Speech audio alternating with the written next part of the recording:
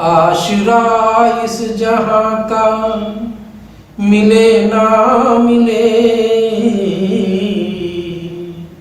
आशरा इस जहां का मिले ना मिले, मुझको तेरा सहारा सदा चाहिए। आशरा इस जहां का मिले ना मिले, मुझको तेरा सहारा सदा चाहिए।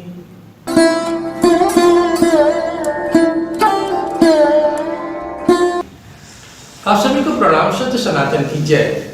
ईश्वर की असीम अनुकंपा से, गुरु महाराज के असीम अनुकंपा से हम सभी लोगों को भगवत चर्चा करने का परम सौभाग्य प्राप्त हो रहा है। गुरु वंदना कर लेते हैं। बंदो गुरु पद कंज, कृपा सिंधु नर रूप हरि, महामोहतम पुंज, जासु बचन रविकर निकर। आज हम लोग अरण्य कांड के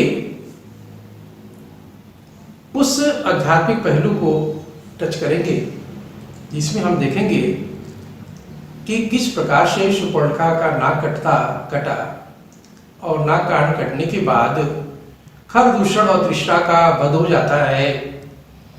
अब सुपर्णखा के आगे अब कोई चारा जब नहीं बचता तो वो रोते बिलखते अपने भाई रावण के पास जाती है। क्या क्या परिदृश्य उपस्थित होता है उन सभी का हम लोग रसास्वादन करते हैं और देखते हैं प्रभु की लीला आगे किस प्रकार से बढ़ती है। तो तुलसीदास जी महाराज कहते हैं, करसी पान सोवसी दिनु राती, सुध नहीं तब सिर पर आराती, राजनीतु बिनु धन बिनु धर्मा, हरहि समरणे बिनु सत्कर्मा। अब देखिए एक शब्द है कि त्रिया चरित्रम पुरुषस्य भाग्यम देवो न जानते कुतो मनुष्यम। मतलब वो अपने परिस्थिति के हिसाब से अपने व्यवहार को भी वो बदल देती है। अब रावण के पास जाती है तो ये तो नहीं कहती कि मैंने क्या किया, वो सीधे रावण के ऊपर चढ़ बैठती है या कह दे कि उसको अपमानित करते हुए बात कहती है कि तू शराब पी करके दिन रात सोता है, क्या तुम्हें ये ध्यान नहीं है, स्मरण नहीं है कि सामने तुम्हारे सर पे शत्रु खड़ा है। बिना नीति के कैसे राजा हो तुम, कि बिना नीति के राज्य, बिना धर्म के धन और भगवान को अर्पण किए बिना सत्कर्म फलीभूत नहीं होता। तो अब देखिए ऐसा कहने सुनने के बाद उसको तो और भी नौटंकी करनी थी जिससे कि रावण और भी ज्वलित होता। तो तुलसीदास जी महाराज कहते हैं, समाज परिव्याकुल बहु प्रकार करोई, तोई जियत दस कंधर, मोर की असी गति होई। उसको चढ़ाते हुए कहती है, उसके भावनाओं को उद्वेलित करती है, कहती है कि क्या अब एक क्या करती है, पहले तो व्याकुल होकर जमीन पर गिर पड़ती है बहाना बना करके और बहुत प्रकार से रोते हुए कहने लगी, हे दशकंधर मुझे धिक्कार है, तेरा जीना व्यर्थ है, तेरे जीते जी ही मेरी ऐसी दुर्दशा हो गई। अब रावण अब देखता है उसका विकराल रूप, नाक कान कटा हुआ, तो एकदम आश्चर्य में पड़ जाता है। कहता है कि अरे मेरे जैसा कोई बलशाली इस धरा धाम भी नहीं है, मेरे डर से तो देवता इंद्र सभी डरते हैं, ऐसा कौन पैदा हो गया। अब वो अपने बहन का राक्षस पढ़कर के रावण की बहन का कौन नाक कान काट सकता है, ऐसा संसार में कौन पैदा हो गया है। फिर पूछता है, जल्दी बता किसने ऐसा दुष्कृत्य किया है, शीघ्र बता। अब सुपर्णखा कहती है कि राजा दशरथ के, आप देखिए वो बड़ा संभल करके भी बात करती है, वो ये नहीं बताना चाहती कि मैंने क्या दुष्टताई की है, अब वो बड़ा संभल के बताती है। क्या कहती है कि राजा दशरथ के पुत्र श्री राम ने वह दंडक वन में शिकार खेलने आए हैं। उनकी करनी से ऐसा लगता है कि वह धरा को राक्षस विहीन कर देंगे। दोनों भाई अति बली व प्रतापशाली हैं, दुष्टों को मारने में रत और देवता मुनियों को सुख देने वाले हैं। उनके साथ एक सुंदर स्त्री भी है। तब रावण के मन को उद्वेलित करती है, कहती है उनके साथ एक स्त्री भी है। अब सीता जी के बारे में बढ़ा चढ़ा के कहती है, क्या कहती है कि उस रूप की राशि को ब्रह्मा जी ने ऐसा संवार कर बनाया है कि 100 करोड़ रति भी उस पर न्यौछावर होती है। रति के बारे में ये परिकल्पना है, संकल्पना है कि वो बहुत सुंदर स्त्री है, बहुत खूबसूरत स्त्री होती है, लेकिन वो उपमा दे देती है कि 100 की कई करोड़ भी रति उसके ऊपर, उसके आगे नहीं ठहर सकती। आगे कहती है कि उनके छोटे भाई ने यह सुनकर कि मैं तेरी बहन हूं, यह सुन मेरी हंसी करने लगे। खरदूषण ने मेरी सहायता की तो उन्होंने क्षण भर में ही सब सेना मार गिराया। खरदूषण तीसरा की मृत्यु सुन रावण के सब अंग जलने लगे। अब वो एकदम महाक्रोधित हो गया।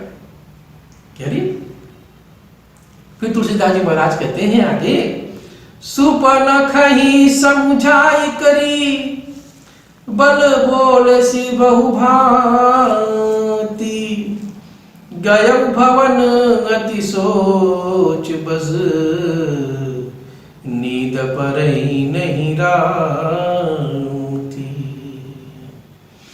अब सुपर्णखा को देखिए बहुत प्रकार से रावण समझाता है, फिर अपने बारे में सब बताता, अपने बल का वृत्तांत कहता है।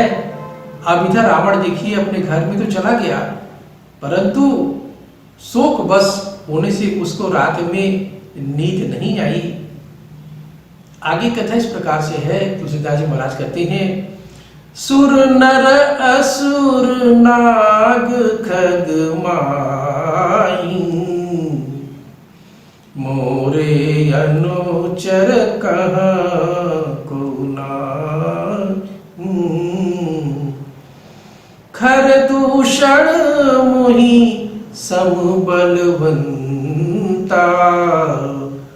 तिनहि को मारई बिनु भगवंता।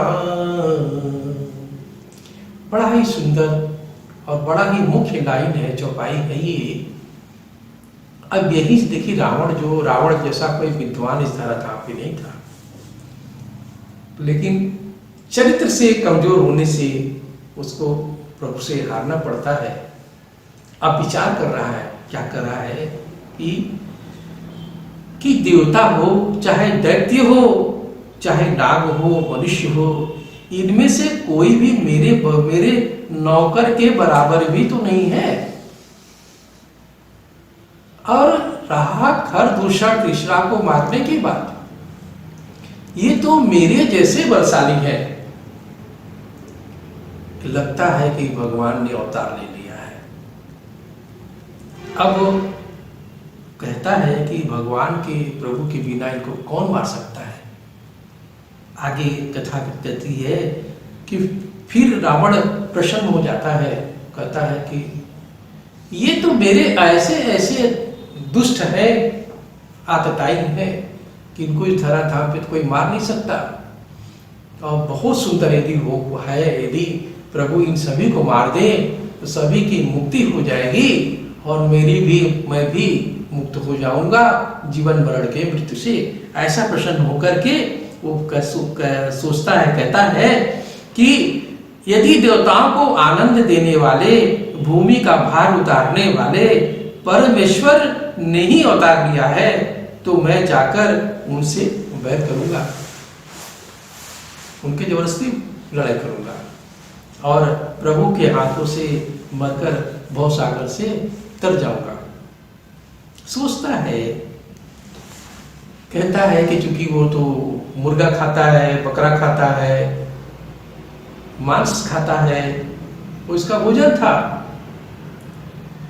और दिन भर तो शराब भी पीता था वो। तो वो विचार, चूंकि ब्राह्मण था, उसके बाद भी जो है, विद्वान होने के बाद भी अब वो सब बात समझ रहा है, सोच रहा है, कह रहा है कि इस तापसी शरीर से, जो तम से भरी हुई है, इस तापसी शरीर से प्रभु नाम का भजन तो होता नहीं है। मौका अच्छा है, यदि साधारण राजकुमार हैं तो उन्हें मारकर उनकी स्त्री को हर लाऊंगा, और नहीं तो मुक्ति तो हो ही जाएगी प्रभु के हाथों में। ऐसा विचार कर रावण मारीच के पास जाता है, अपने मामा मारीच के पास जाता है। अब शंकर जी, अभी कथा चूंकि 3 लोग बोल रहे हैं, शंकर जी पार्वती को से कथा प्रभु राम की कहते हैं, या केवल जी भारद्वाज मुनि से कहते हैं, और काकभूषण जी महाराज गरुड़ जी से कहते हैं। तभी शंकर जी ये कथा को कह रहे हैं। शंकर जी पार्वती से कहते हैं, पार्वती ध्यान से सुनो कि अब यहाँ प्रभु जो है वो लीला करते हैं, क्योंकि उनकी माया के ही अधीन तो हम सभी लोग हैं। तो अब कहते हैं कि यहाँ प्रभु श्री राम ने सुंदर युक्ति बनाई।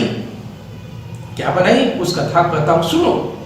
जब लक्ष्मण वन में कंद मूल फल लेने गए, तब प्रभु हंसकर सीता जी से बोलती हैं, क्या बोलती हैं, सुनो, मैं कुछ मनोहर मनुष्य लीला करूंगा, इसलिए जब तक मैं रावण को मार ना दूं, तब तक तुम अग्नि में निवास करो।